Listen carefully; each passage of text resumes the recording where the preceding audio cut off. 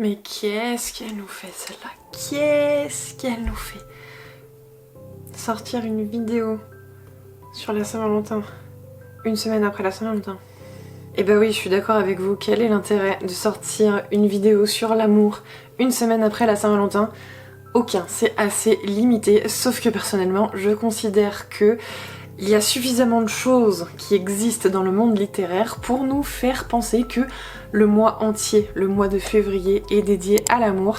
Donc on va en profiter et on va se mettre un petit peu raccord maintenant. Hey, moi c'est Nice et je vous souhaite la bienvenue dans cette nouvelle vidéo qui va donc nous parler de 3 shoujo que j'ai trouvé assez originaux. Je dis assez parce qu'on en parlera tout de suite après.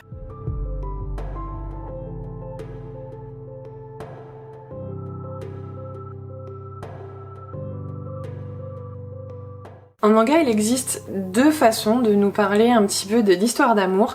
Soit on prend le point de vue de la fille, donc on est dans un shoujo, et soit on est dans un shonen, donc on va suivre un peu plus le point de vue du garçon. Et là, on appelle ça en général des comédies romantiques. Ouais, parce que bon, côté garçon, faut quand même pas trop être pompeux et n'avoir qu'une histoire d'amour, hein. Donc oui, les 3 œuvres que j'ai sélectionnées aujourd'hui ont beau être des shoujo, mais je les trouve relativement originales, puisque, certes, l'histoire d'amour est au centre de l'histoire. Par contre, il y a un côté relativement original, puisqu'il n'y a pas que ça dans le manga. On n'a pas que la fille qui est transie d'amour pour un garçon, et mon Dieu, espérons qu'il est également amoureux de moi, etc., etc. Et non, c'est pas ça sur 40 tomes, quoi. Et pour nous remettre un petit peu au raccord avec ces vidéos recommandations en 3 œuvres, on va commencer tout de suite avec le manga Waiting for Springs, qui est donc un manga qui est terminé en 14 tomes, publié aux éditions Pika. Allez, sur ce manga, on va essayer d'aller assez vite puisque j'en ai pas mal parlé pendant mon vlog du mois de janvier, puisque j'ai effectué la relecture du début et la lecture de la fin de la série. Donc c'est une série que j'ai pas mal appréciée, et là où je trouve qu'elle est relativement originale, c'est parce qu'on a une histoire qui va tourner un petit peu autour du sport. Si je vous refais le résumé rapide de Waiting for Spring, nous allons suivre le personnage de Mitsuki, qui est une fille qui vient de passer au lycée, donc elle est en première année de lycée, et elle n'a pas eu énormément de relations sociales avec les autres pendant sa période de collège. Elle va donc mettre toutes les chances de son côté pour se faire des amis et à passer un bon lycée, profiter vraiment de ses années lycée. De fil en aiguille, elle se rapproche du club de basket de son lycée, qui est constitué de 4 beaux gosses, donc il y a pas mal de filles qui traînent autour de ces gens.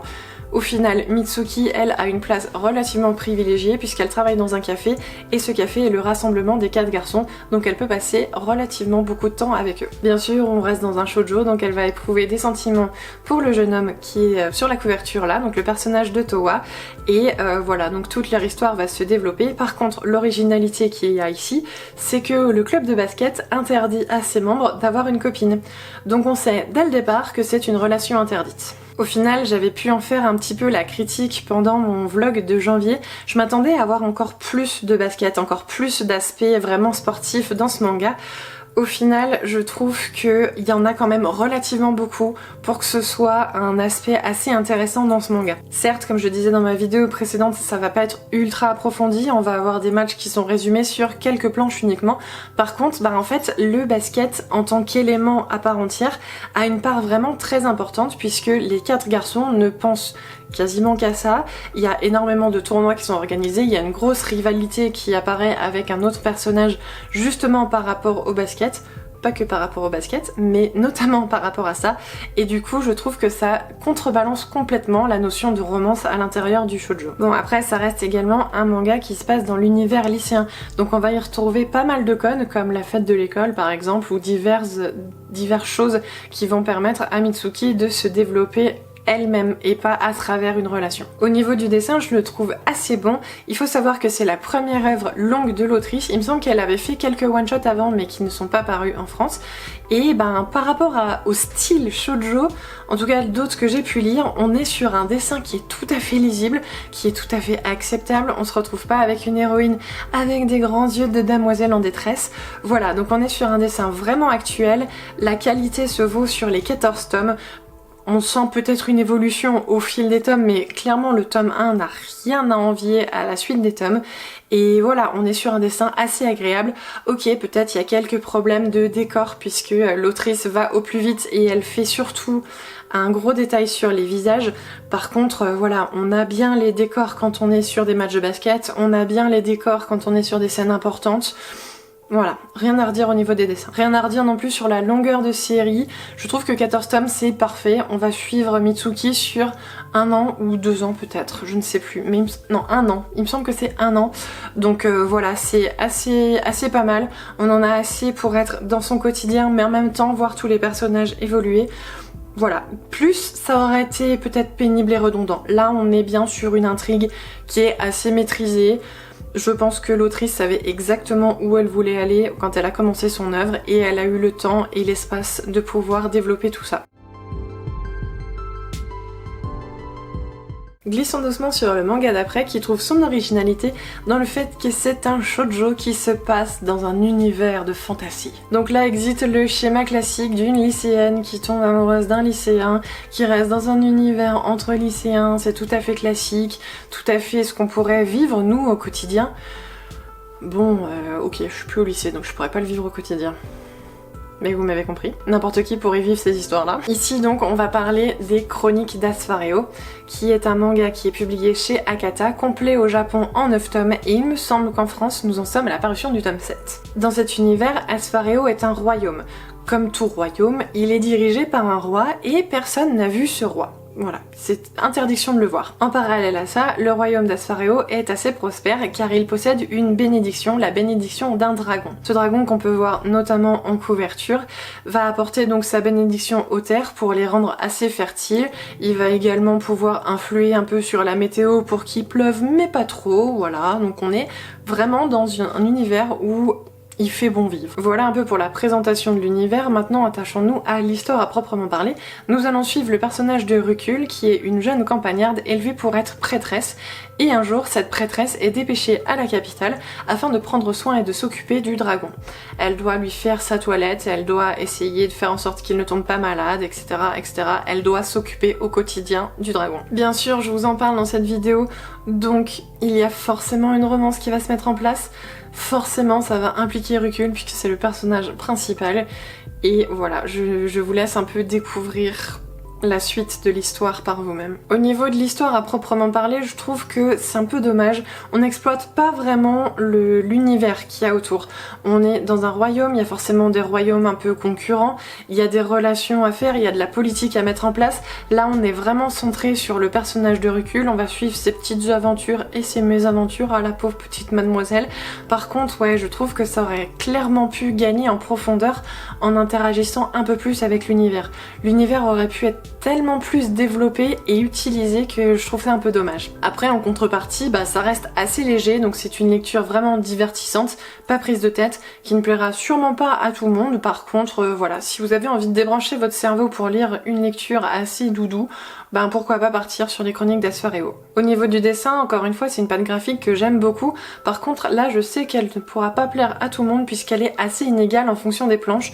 Des fois, on a des personnages qui sont ultra bien travaillés, des fois, ça fait un peu plus brouillon. On sent clairement que l'autrice a été prise par le temps pour pouvoir délivrer ses planches. Voilà, que dire de plus, la série elle sera terminée en 9 tomes. Bon, peut-être qu'on aurait pu aller un peu plus loin, un peu plus dans l'univers, comme je le disais tout à l'heure, dans l'exploitation un peu de cet univers fantasy. Voilà, après si on reste clairement que sur la romance, 9 tomes je pense que c'est pas mal. C'est aussi une série que j'ai fait lire à mon conjoint l'année dernière, donc au mois de mai, puisqu'il m'avait suivi sur mon mois de la fantaisie, il l'avait lu exactement comme moi. Donc vu que j'avais mis cette série, ben il l'a lu aussi. Et lui, il trouve qu'il y a clairement un gros problème de rythme. Alors oui, moi je suis un peu habituée à ce genre de problème, donc effectivement je les remarque peut-être plus tant que ça. Surtout moi cette série je l'avais lue tome par tome, donc dès qu'il y a un tome de paru je le lis. Enfin dès que je l'achète je le lis, et lui il a lu tous les tomes d'un coup. Donc clairement il a pu plus se rendre compte, donc effectivement c'est assez lent au début. De temps en temps il y a un coup d'action parce qu'il y a un événement qui se passe et vite on est dans l'action, on est dans la résolution du problème, etc. Et après on repart sur un rythme un peu plan-plan du quotidien des personnages. Voilà, donc ça aussi ça pourrait ne pas plaire à tout le monde. Bon, moi ça me dérange pas plus que ça. Allez, vous voulez un autre argument pour vous convaincre? Le dragon a des cheveux. What the fuck, le dragon a des cheveux? Clairement, c'est uniquement pour cette raison que j'ai flashé sur la série. J'ai vu la couverture du premier tome, je me suis dit c'est quoi ce délire? Le dragon a des cheveux. Vous en connaissez beaucoup, vous, des univers... Déjà, des univers avec des dragons, et des dragons avec des cheveux.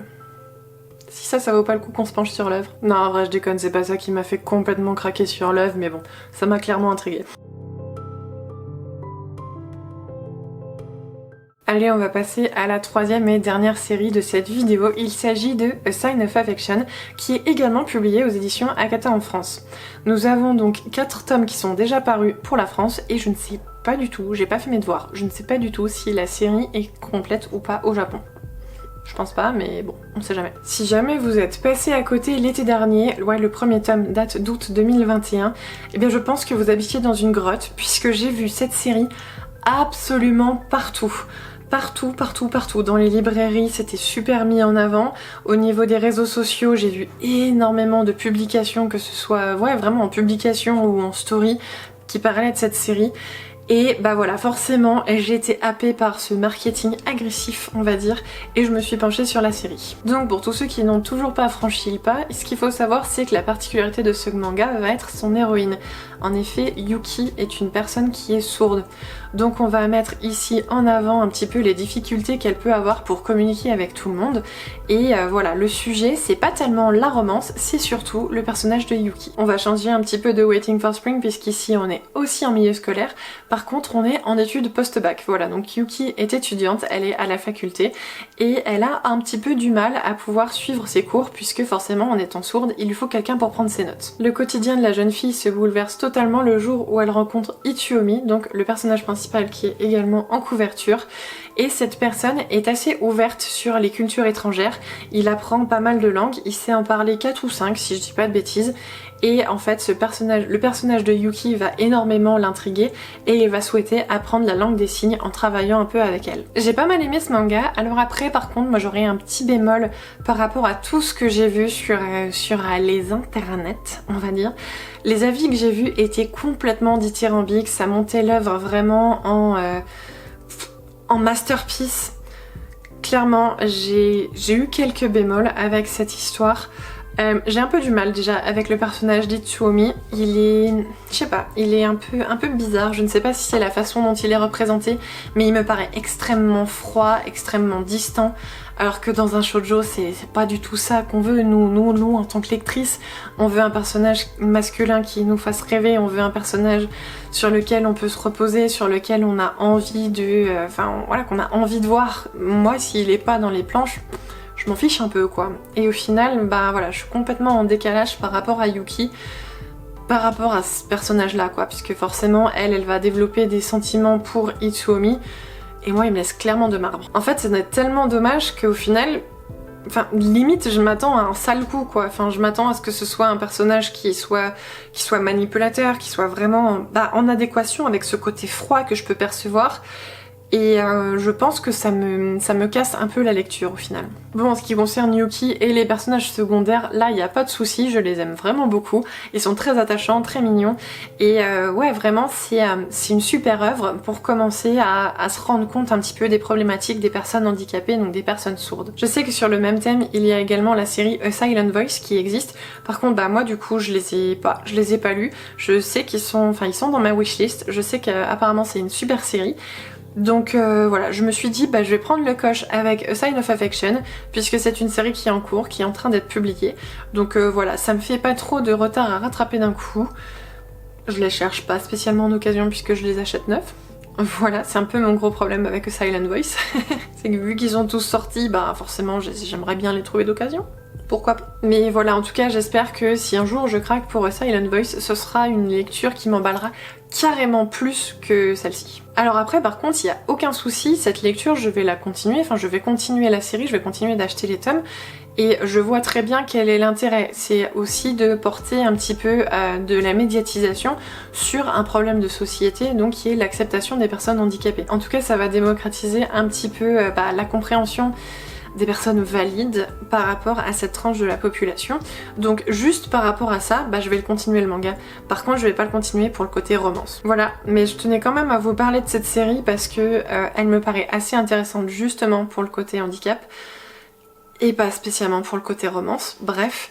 Mais en tout cas voilà, elle a été tellement adulée sur les réseaux que je voulais donner mon avis qui est un peu en contre-courant par rapport au reste. Je sais pas du tout ce que vous en pensez, mais ça me paraît important de justement, quand on n'a pas spécialement aimé une œuvre qui est adulée par tout le monde, ça me paraît important de montrer qu'il y a quand même des avis, pas négatifs, mais qu'il y a des avis quand même un peu plus mitigés, qui sont loin d'être au coup de cœur, et voilà, ça permet de mieux renseigner un petit peu les gens qui pourraient être intéressés par telle ou telle série. Si moi je vous parle des problèmes que j'ai eu avec ces personnages là, peut-être que vous pourrez plus vous rendre compte de est-ce que la série peut vous plaire ou pas, alors que si vous voyez que des coups de cœur partout, peut-être que vous allez vous dire hey, cette série est géniale, vous allez l'acheter et vous allez vous rendre compte que finalement vous êtes comme moi. J'ai l'impression que je viens complètement de détruire la série. Voilà, on en a terminé avec cette vidéo qui va vous présenter 3 shoujo qui sortent un petit peu des carcans du shoujo classique où on s'intéresse uniquement à la romance. Voilà, j'ai essayé de vous trouver 3 œuvres qui ont un point d'originalité assez indéniable, on va dire. Je pense m'en être plutôt pas mal sorti. N'hésitez pas à me donner en commentaire, vous, quelques shoujo que vous pouvez trouver assez originaux. Ça me ferait très plaisir d'en découvrir de nouveaux parce que voilà, les shoujo, je suis un peu frileuse à chaque fois. J'ai peur de n'avoir que la romance, de n'avoir que des filles désespérées de sortir avec un garçon et de tout faire pour pouvoir plaire à leur petit homme. Voilà, c'est pas qu'on n'est plus dans les années 80, mais quand même, peut-être même 60. Voilà, donc avoir un petit peu des séries plus originales que ça, moi ça m'intéresse toujours. Si vous avez aimé cette vidéo, n'hésitez pas à me le faire savoir en mettant un petit pouce en l'air. Je vous souhaite une agréable semaine à venir et puis on se retrouve tout bientôt. Allez, ciao!